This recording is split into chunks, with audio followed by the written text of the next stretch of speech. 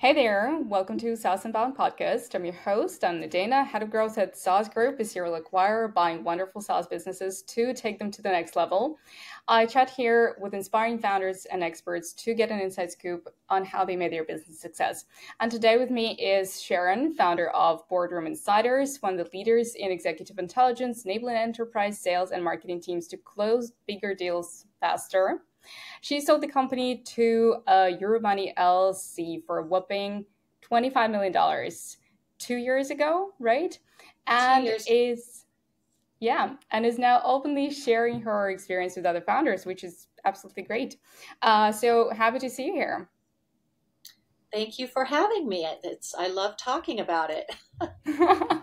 Yeah, it seems like it. I mean, I saw your videos that you post on LinkedIn, and I thought it was brilliant because, like you said, some of the topics that you bring up are not discussed enough in the M&A space, and I think it would be really great to bring them on.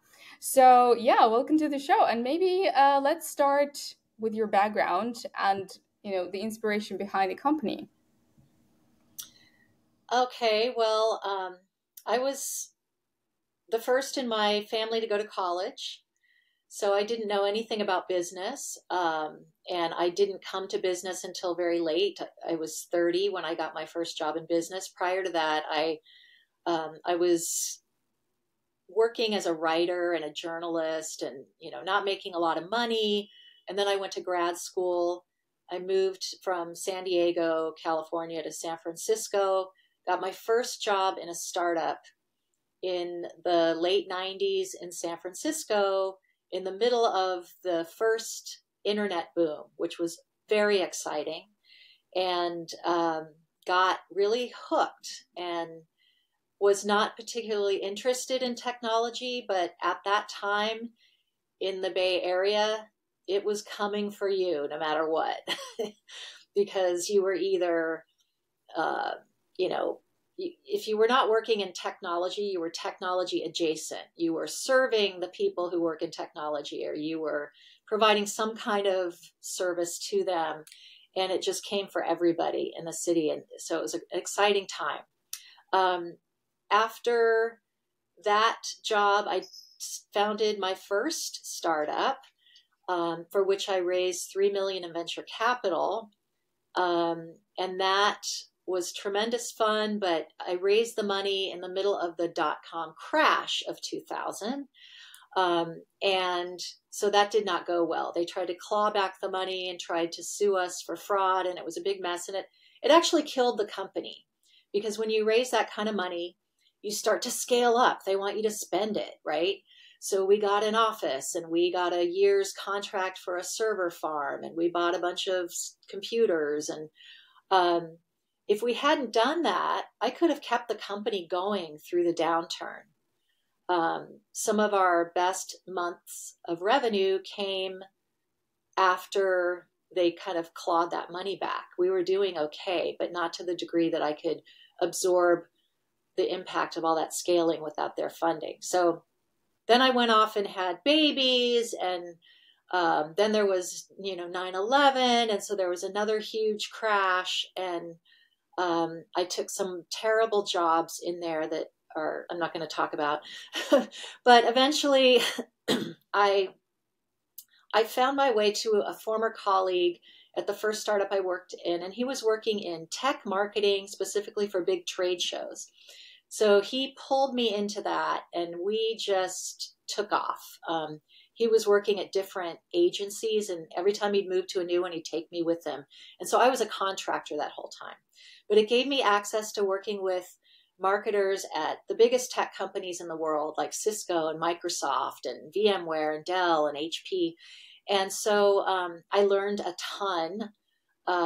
It was very exhilarating. And I kept seeing the same problem come up over and over again, which is the marketers at that companies were starting to say, hey, technology is becoming so fundamental to every company, and the deals have become so big, multi-million-dollar deals, that they're starting to attract the scrutiny of people at the C level in the company, the CEO, CFO, Chief Information Officer. And we don't know how to sell to those people. It's more of a one-to-one relationship building sell. And our salespeople don't know what they want to talk about. They don't want to talk about, here's our latest server. They want to talk about business impact. So I started creating these profiles on C-level executives that the salespeople could use when they would go in to have a conversation with like the CIO of Procter and Gamble or something. And then I figured, I can put these in a database and keep them updated and sell a database subscription product. And I thought, this is going to be great, because at the time I had 2 little kids, I was exhausted, and I thought, I'm going to just sit in my pajamas and people are going to buy these profiles off the web, and all I have to do is keep them updated and I'll outsource all of that. It's going to be great. That didn't happen. Nobody came and bought anything, but they started to call me like, hey, what's this website, these profiles you have? So I started experimenting with different business models and how to sell them. And I couldn't afford to quit my day job. So remember, I was still consulting this whole time, like for the first 6 years of the company. And so it was great in one way because I was in front of these customers all day long. So when I would come up with an idea, or when they were talking about how do we get into, AT&T, I would be like, oh, look what I've got. I've got these profiles and here's how you use them. So it just started to build momentum. But it wasn't until I took on a business partner in 2010 that I really started getting serious about it being a standalone business. Because for a while I thought this is just going to be a nice tool for my consulting business. But when I met him, I thought, this is a guy who has a lot of experience that I don't have. And I think that him joining will really increase our chance of success of being a standalone company. And so that's what happened. And, we didn't raise any money aside from some friends and family money. So we were just bootstrapping. And so we developed some very talented bootstrapping strategies that in retrospect, after reflecting for 2 years on what I went through, there's a lot of things that you learn how to do really efficiently when you have to bootstrap, because you just have no other option. So that's what a lot of my content is about, that I put out on TikTok to try to help other entrepreneurs who probably come from non-traditional backgrounds like I did and think they can't do it, to show them, well, you can, and here are some ways that you can work around not being able to raise funding, for example. That's a fascinating story. Yeah, I love it. Okay. So my next question was supposed to be like, were you building with an exit in mind? Because obviously like now you mostly talk about what you went through with an exit, but I guess that wasn't really the case. Well, when my partner joined in 2010, and this is a tip, you really want to make sure if you take on a partner that you're on the same page with the exit, right? Because our business could have gone a different direction. It was after quite a few years, like 8 or 9, it could have just been what we call a lifestyle business. By that point, we were able to pay ourselves a decent amount. We could run it how we wanted. We were having fun. We had a great team. We didn't hire anybody full-time until 2016. Like that's 6 years with just us and some contractors. So we were having a blast because we finally had some really fun people in the boat with us. And we had, it was like a little family. We just had a blast. So we could have just kept it going that way, but it kept growing and growing. We were successful, which we were very fortunate. We, after a little dip at the beginning of COVID where we thought, oh, we're going to be in a problem because, people pulled back deals or delayed deals that we thought were coming in. But ultimately, COVID was great for us because suddenly all these executives couldn't travel and they were stuck in their house and they were trying to shore up their partnerships and their customer relationships to make sure that the companies were going to be able to survive throughout COVID. So an executive would sit in front of Zoom for 10 hours and have 10 different customer meetings versus being on a plane for 5 hours and having 1 or 2 customer meetings. So suddenly they needed all this material about the people they were meeting with. So it was good for our company. And once that happened, the same dynamic that was happening over in the exit industry, whatever you want to call it, PE firms, strategic acquirers, they were all starting to look down market. So they used to look at companies that were 10 million and above. We were close to 5. They started looking at smaller companies because there were not enough deals done in 2020 and they had all this money to put somewhere. So we started getting approached a lot from PE firms, M&A firms, and people in that realm. And so we really started to think this could happen sooner than we think. So one day I was sitting back there in South Carolina because we were like a bi-coastal company. And I got a call from a PE firm that we had talked to before. And I said to them, because we were doing really well at this point, it was 2021. And I said, we're going to keep our heads down and keep growing the business. We're not really interested in talking right now. And he said, well, that's too bad because I could give you a term sheet for 48 million today. And I was like, whoa. And so I hung up and I looked at my partner. I said, okay, that's the first time anyone's ever put out a number. And I think we need to think about this because we both had this feeling like the crash was coming. We just knew it. You could just feel it. Things were too frothy for too long. And, the world was still feeling the impact of COVID. And so I called an advisor of mine, the guy who gave me some angel funding in the beginning. And he's had many exits. He knows what he's doing. And at the time, I didn't even really understand the difference between a PE firm and an M&A firm. Like, I didn't know anything. I was just focused on running the business. And so I called him and I said, oh my gosh, we just got this guy who said he might be able to give us a term sheet for 48 million. And he said, Sharon, they are full of shit. He said they will throw out a big number to get you all excited. And then, you'll go down the road with them and they'll start chipping away at the price. They're going to find things wrong with your business that justifies chipping away at the price. And he said, then they're going to have you down to 20 million and you'll just take it because you're worn down. So he said, if you want to really sell the company right now, you need to hire an M&A banker and run a process. So I was like, okay. And I didn't really know what that meant. So I went into my partner who's more experienced in this stuff. And I said, what does this mean? And he said, an M&A banker is like a realtor for your company.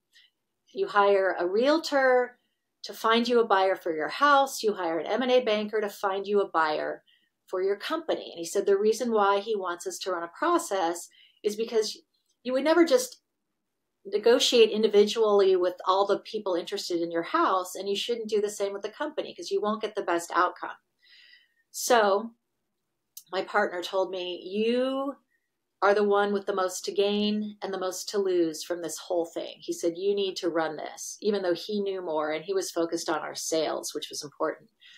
So I educated myself. I interviewed a bunch of bankers, and then I interviewed a bunch of references for each banker and selected a firm, and we were off to the races. And then it was 4 months, what they call hire to wire, which I think is just the cutest phrase. Hire the banker, wire the money. 4 months from start to finish. That's yes, interesting. we were That's a pretty short period. That's great that it went that way for you. Okay, so like you said, you need to choose who you're working with. You need to choose your acquirer. How did you do that? Like, did you also run due diligence? Because obviously you did one with your M&A banker. Did you run due diligence on the companies that were coming on to you and kind of keeping the relationships going? Did you go back to those who approached you, or did you start actively looking for somebody else and, seeing if there is more cultural value alignment and price alignment, of course? I actually thought the M&A process was a blast. I mean, it got really crazy at the end, and there was, some yelling and some tears and stress. But for the most part, I loved it. I thought it was so interesting. And whenever, the M&A firm, what they do is they just start prospecting. They reach out to these companies, and they have a list of like 200 or so companies. Half of them are PE firms that would just buy a majority stake, and then, they usually keep you on and give you some targets to hit. And then half are what we call strategics, which are companies that, want you as part of their business. So they're already in the, executive engagement business, and they want you and they know you, right?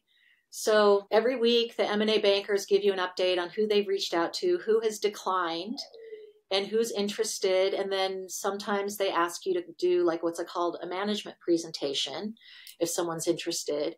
And you actually don't present anything. You just sit there and answer questions and talk about your business. And so we only got to management presentations with a handful of companies. And so I can say this now, but we only got one offer. And it was from, Euromoney. Of course, you don't tell them that at the time. You want the bankers, what they do is they make it seem like, there are all these offers coming in, and that's part of the game that they play to make sure that you get the best deal. So I already knew this company quite well because they had bought up 4 companies that were in our space, and we were the 5th. So I was familiar with them, and the nice thing about it was they were a public company at the time, and so I could go and read all their earnings call transcripts and see exactly what they paid for those other 4 companies, and see, what the multiple was, the multiple of revenue, which is what they used to value the deals.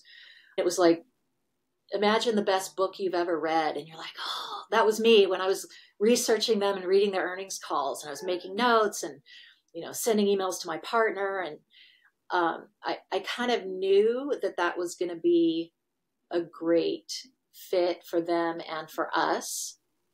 So I was super excited. Okay. All right. So since you touched upon the pricing, right? And this is something that, again, not so many founders are confused about, because someone says, you just have to go and research like what were the deals done by the strategic acquirer, for example, that offers to buy your company, or, similar deals in the market, or, base it on on some benchmarks of the industry. So you just went, because you had this one offer, did you kind of estimate the price based on what they did before, or did you have some other factors that went into it? Well, the deals they did before, if I remember correctly, at least 3 out of 4 of them were like one-time revenue, or like at the most like 1.5. That's not what they were offering us. They were offering us quite a bit more than, our multiple was higher that they came back with, but it wasn't enough. Like, it just wasn't enough, because if we had sold for what they offered initially, my partner and I would both probably just have to go get a job somewhere. I mean, it was like still a lot of money, but we're not 80 years old. Like, hopefully we'll live a few more decades, and we have kids in college and all this stuff. So if you're going to sell it, you got to sell it for a life-changing amount of money that if you never make another dime, you're going to be okay, and if you plan and invest, right? So, and what they were offering, I don't think I should say this, because I probably signed some confidentiality agreement for this, but suffice it to say, it just wasn't enough. I was really kind of crushed, because I thought, oh, this isn't going to work out. And I called my advisor, the one who uses the salty language about PE firms, and I said, I'm just really bummed out. This just isn't enough. It's not going to work for me. It's not going to work for my partner. And he said, well, what do you want? And I said, I want 30 million. Like, that's what I want. And he said, go get it. Go tell him. And so I said something to the banker about it. He's like, that just seems far-fetched that they're going to agree to that. They're going to walk away. And I said, well, then let him walk away, because I just knew that wasn't going to be enough. And so I didn't want to settle. So he went back to them. So I thought about that. And so what I decided to do is write him an email. And I wrote him exactly the justification for the extra money. And at one point, this buyer had said, you know, you guys are like, we've acquired these other 4 companies, and you guys, that's going to complete our portfolio, and we can consolidate into like a phenomenal platform with you guys in the mix. So I thought about that. And so that's what I wrote. I said, you know, we know that we're the linchpin here for this whole new business unit, and you need this deal. And so you should be willing to pay 30. And I sent it to my banker, and I'm like, Robert, this is exactly what I want you to say to them.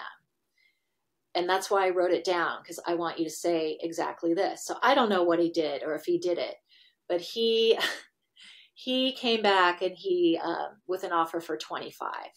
So now that was a number that worked for both me and my partner. And, you know, if I hadn't asked for it, I wouldn't have gotten it.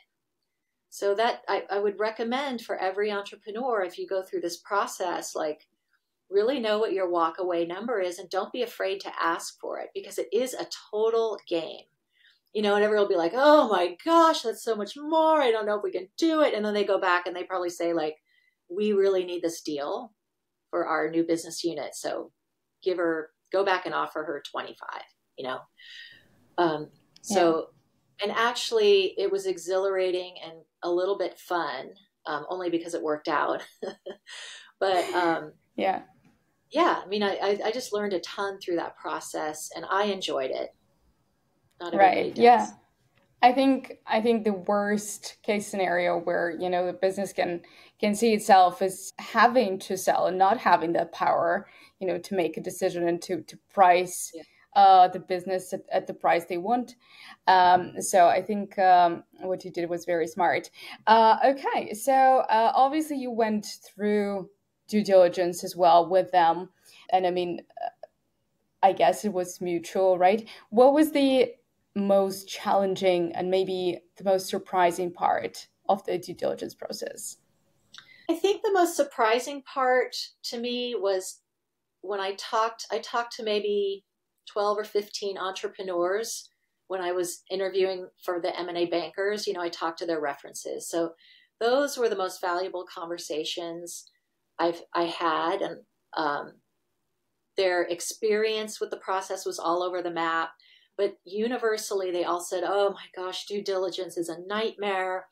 Just prepare yourself. It's going to take 100% of your time, 150% of your time, and it's painful and awful.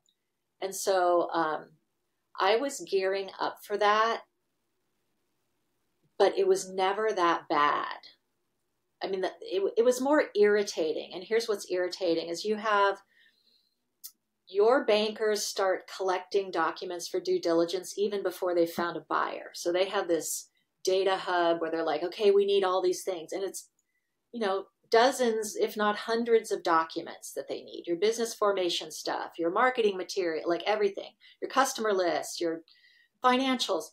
And so you're just, you know, I spent weeks just finding and uploading documents.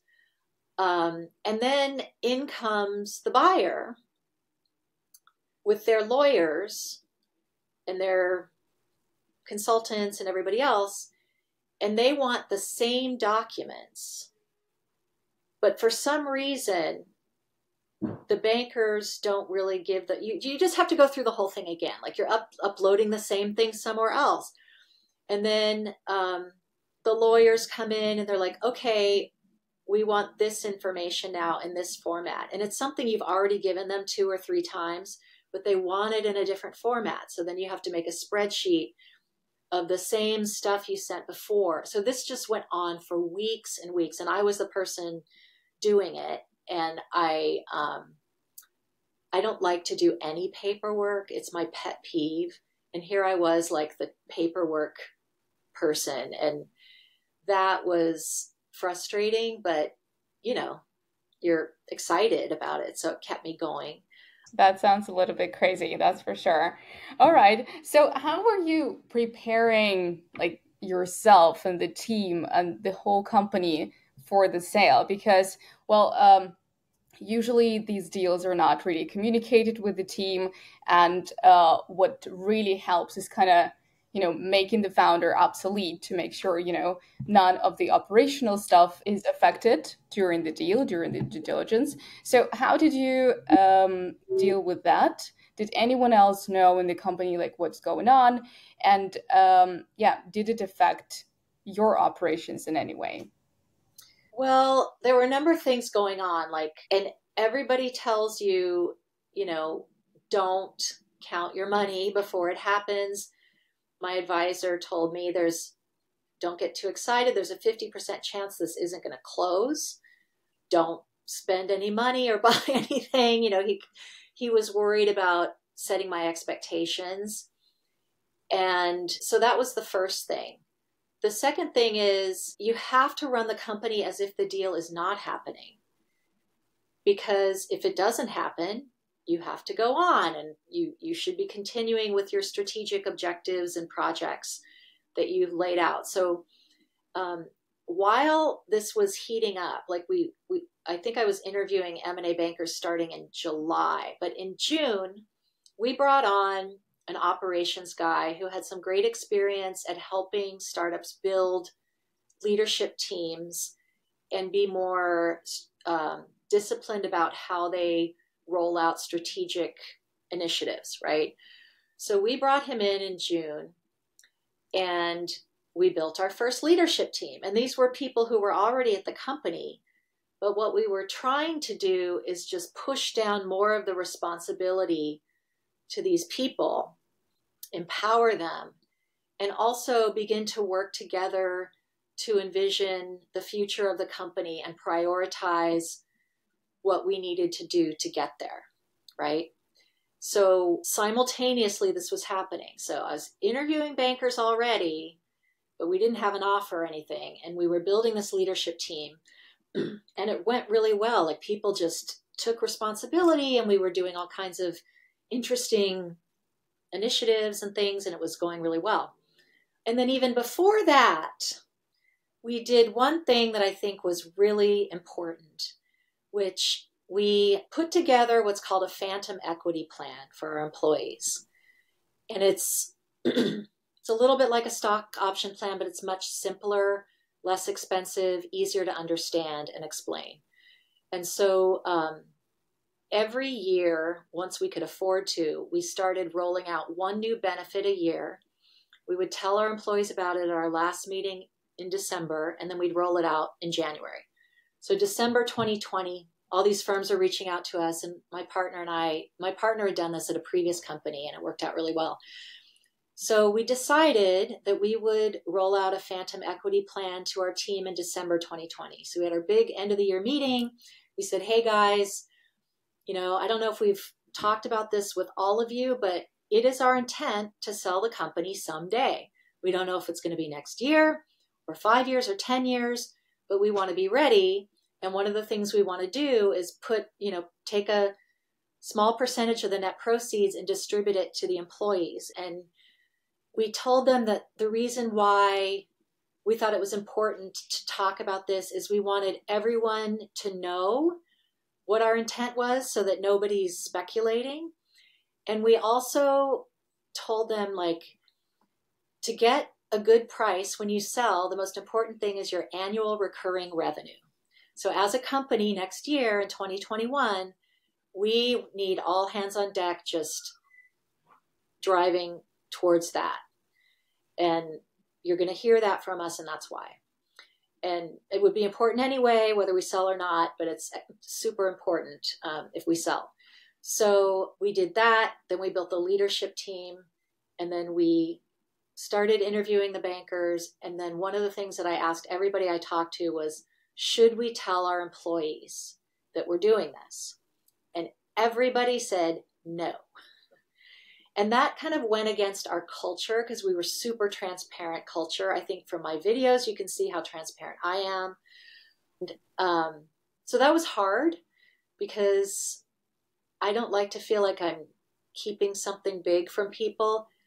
But what I was told is people are going to be distracted. They're going to be terrified. They're going to lose their jobs. And then if you tell them and it doesn't happen, then it's going to be like, why did we even go down this road and distract everybody for 6 months, right? So we didn't tell anybody except the leadership team. We did tell them because we thought they should know. And also we were going to need their participation in due diligence. Because what we were basically doing with creating that team is we were creating department heads. And so, like the due diligence around our product, that would need to come from the product guy because I don't have that insight anymore because I passed it on to somebody else, right? So we did tell them, we asked them to keep it confidential. And it's really a good thing that we made that decision because we ended up being bought by a public company, and that adds a little layer of like, you can't have people talking about it or speculating who it is or any of that. But we didn't tell our leadership team who the buyer was. We told them when we had a potential buyer, we said, look, we have an offer. We've accepted it. Now we're going into due diligence. It could still fall apart. So we still need to keep operating as if it's not happening. And we're going to ask for your participation in pulling documents and data together. So that's how it worked. Right. Okay. Interesting. Yeah, I think that's what we keep seeing in deals. Mostly founders don't really communicate this. It's the leadership team, as you said, but it's sometimes not even, like you said, the product information comes from a product guy. Usually it is just a CEO and a CTO. But yeah, it turns out that you had a bit more people invested in it. All right. So, the video that kind of drew me to this interview and, gave me a perception that this is going to be, something a bit more unique because founders mostly don't talk about this. You just went out there very transparently and made a video about, how much money you actually made. And whenever there is a podcast, this is kind of like the only thing that gets avoided in discussions. One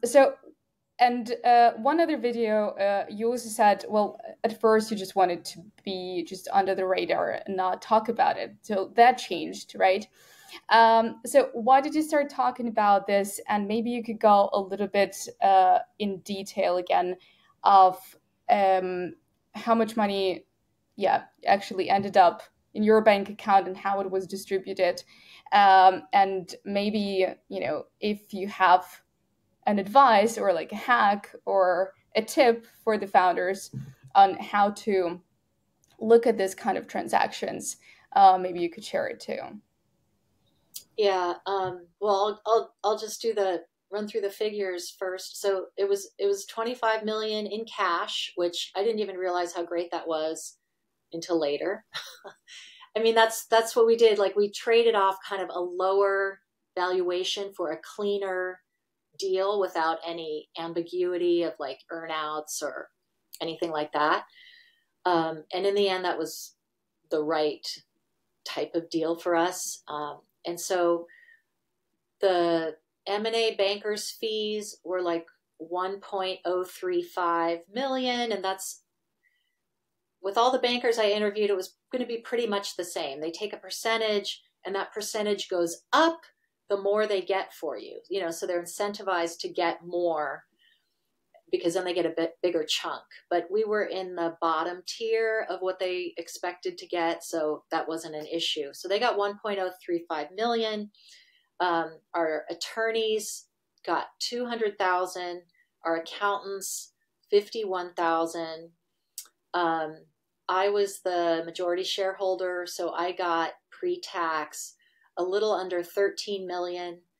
the rest of the shareholders, again, these were not just people who put in money, but one person who put in a lot of sweat equity in the beginning. They got a total of $9.5 million. And then we had around 800,000 that was in the phantom equity pool. And how that works is you decide when you put the agreement together. So we had done that over a year earlier. Kind of, you basically have 6,000 units or something, an arbitrary number, and then you dole them out to individual people based on their seniority and their contribution to the business. So, we had some people who had been with us for 5 years and were leaders in the company. They're going to get more than someone who has been there 2 years and is in more of a junior role, right? So that pool was close to 800,000. And so then it was time to pay taxes. I ended up paying $3.8 million in state and federal tax on just under 13 million. So I walked away with about 9 million, and that adds up to 30% tax. And I think a lot of people were surprised, but then a lot of people were also like, you paid too much in tax. So it was never, a couple of people said, I think you paid the right amount. Some people said you paid a lot less than I thought, and I'm shocked. And other people said, you paid so much more and you should have taken this other deduction and your accountant was probably an idiot. And so the feedback on the taxes almost made me wish like, oh God, I've opened this Pandora's box. But then I spoke with my accountant and got clear on everything that we did and why. And I made another video, actually I made 2 more videos just about taxes. And one of the videos was just about like, I am in California. And, I talked about all the things I did to minimize my taxes, but also it was a lot of luck. Yeah. Yeah. All right. So what would be your best advice to founders who are looking at the exit? They want to price their company right. They want to get out of it alive and sane, and hopefully with some sleep. What would you recommend doing? Well, I think that 2-3 years before you think it might happen, you should hire a fractional CFO if you don't have an in-house CFO. I mean, we're talking to founders today who probably are from under $1 million to, I don't know, 100 million. And so if you're at 100 million, you probably have a CFO. I don't know, maybe not. But regardless, you need a fractional CFO, and you need it years before because they work with you to create forecasts and they do scenario planning. So like, if you have a great sales year, a middling sales year, or a terrible year, and what they do is it's like they put you on a plan, and that plan gives you permission to spend. Because one thing that I think my partner and I would do, because of our personal backgrounds and the fact that we had no money, we just would hold on to our capital. Like, we were often afraid to invest. And so I loved having this fractional CFO because he's like, I'm here to give you permission to spend. I mean, doesn't that sound awesome? And he does it all through forecasting. So he's like, if you hit these revenue targets, you can afford to hire these people, and you can afford to spend this much on trade shows this year, right? So you're not just shooting in the dark. You have a plan, and you execute to that plan. And as long as the revenue side is there, everything else is going to be there. I mean, you might have cash flow issues, which we ran into a couple times, but the money is coming for all of those things you want to invest in. So that is very important. And then, another thing, and this is little, but the reason why I think I didn't hate due diligence as much as a lot of people is because I had a partner who was a maniac about paperwork and making sure everything is organized and where it should be. He forced me to do it. I am terrible at that. thank God he did, because when we had to provide all those documents, they were kind of easy to find. And I did talk to founders who exited who were more like me, and they just had everything in a shoebox or in random files on their computer, or, attached to an email. And they were in so much pain. They were in agony.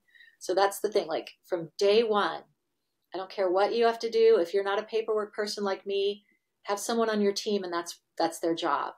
So that's super important, but boring. And then talk to other entrepreneurs. I didn't build my network when I was running the company. I built it with people who would be our customers, but those people are not entrepreneurs. They're enterprise marketers or enterprise salespeople. So had I been building a network of entrepreneurs, I would have been able to ask questions on my LinkedIn. But as it was, I had to, because I don't know any entrepreneurs here in San Francisco who are in my category, right? So who had exited. So it was, I had surprisingly few people to talk to, even though I had been an entrepreneur for 20 years. So the best conversations I had were with the references that the M&A firms gave me. I talked to entrepreneurs all over the country, all of whom had exited, and some who were super savvy about exits and had done it before, some who knew nothing about finance or M&A and did it for the first time. And I talked to people who had tried to do a deal by themselves without a banker at first, and they failed. And when you do that, you can't just go right back out to the market. You kind of have to wait a while. It's kind of like, again, real estate. You kind of go dark for a little bit, and then you come back out with a banker, and then with the banker, they were successful. And so I do highly recommend interviewing M&A bankers. I highly recommend using an M&A banker. And then another thing that we did is, and I think this is just the way it works, but I didn't know, I'd never done it before, is we found our law firm first before we found the banker. Because my partner had somebody who had a firm that they recommended. So we went to this firm before we had hired a banker, before we even were interviewing them. And we said, okay, we're going to do this process. Who have you worked with on similar size deals? Who would you recommend? And that's just a great way to go, because they have to actually work very closely with the banker. And they know if they're doing a good job or not. And so the law firm recommended like 4 or 5 bankers that we talked to. And the other thing that the law firm did is they did a review of all of our paperwork before we even hired the banker to tell us if we were missing anything. Because then that would give us time to create whatever that paperwork was. So things like, your bylaws and your articles of incorporation and your shareholders agreement, like they just do an audit of all that stuff. And they actually do it for no cash outlay, just with the understanding that when you do a deal, they're going to be your legal team, right? So it was great because we didn't have to pay a bunch of money for that up front. And because it's perfectly conceivable that we would have interviewed a bunch of bankers and that they would look at our financials and they would decline to represent us. And we could have found out that we were not ready to sell because we had, we didn't have a good customer renewal rate, or we didn't have, whatever it was. The fact of the matter, we did have good things. And so 3 different bankers were competing for our business. But it was a really lucky that I had a partner who insisted on being super organized, and that we talked to enough people that we kind of knew how to approach it. I think we were always served well by asking for recommendations from people in our networks who we trusted. So I'm trying to think if there's anything else I would recommend. Oh, you've got to have your leadership team in place and have started that transfer of responsibility and authority and budget authority inclusive, because you want to set your team up for success after the sale. And you also want to look good. You want to put your best foot forward with your buyer. So if it's me and my partner answering every question down to like little minutia, they might be concerned, like, well, how solid is, if we get rid of these two, how solid is this team going to be? Are they going to be able to run the business? And so you want them to see that, yes, without me and my partner, the team's going to be able to run the business. And we accomplished that in like 6 months. And it's because they were really good. And it's also because we worked really hard at it. And it was a little bit rocky in the beginning, like me letting go of some things, but ultimately, all I would have to do is like think about it and be like, okay, oh, I can't do this. This is not my job anymore. So then when we transitioned out of the business, they were free to just run it, and they knew how because they had already been doing it. And so I think that sets your team up for success, because I can't imagine if they weren't running everything and then they went into this new ownership and maybe were unable to answer key questions about their department, for example. So if you care about your team, which I did greatly, you should really do that. Okay, I think those are great pieces of advice. Thank you so much for sharing. And I mean, it's a fascinating story. I love that we went into a bit more details with this because, like I said, M&A deals are not the most transparent deals out there. And sometimes sometimes I talk to founders who cannot even tell me the name of the company that they sold. And how are you going to educate people on exiting if there is absolutely nothing that you can share? And I think just by the discussions that we've had with lots of M&A experts, and I talked to the CEO of Flippa.com, which is one of the biggest marketplaces to sell your digital assets. They all think that 2023 was kind of like the beginning of a big M&A wave. So we are expecting 2024 to be like really booming with deals. So it's just crucial to get it out there and to give founders some understanding like what they should do. So thank you for putting out so much content, great content about it, and being so transparent about it. I really enjoyed our conversation. So thank you so much for being here. Me too. Thank you so much for giving me the opportunity to tell the story and get this information in front of more entrepreneurs around the world, because it's really an uncomfortable feeling going into something like that where you don't know, you don't have the experience. And so the more information you can get from others, the better. For sure. So yeah, thanks for being here. Thanks for having me. Anytime, and take care.